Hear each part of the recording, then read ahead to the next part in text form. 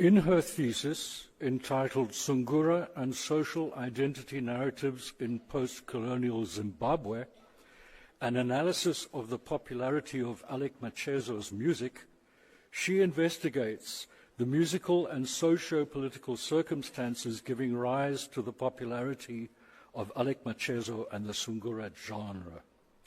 She applies Bourdieu's theories of cultural capital and social identity to analyze a number of his musical texts and their reception history in contemporary post-colonial Zimbabwe.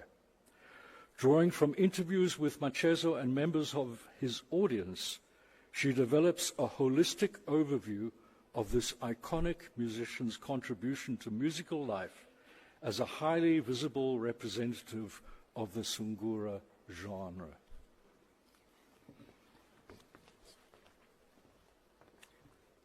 Madam Vice-Chancellor, I have the honor to request you to confer on Vimbai Chamisa the degree of Doctor of Philosophy.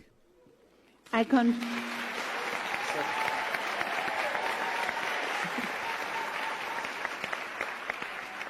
confer the degree of Doctor of Philosophy on Vimbai Chamisa.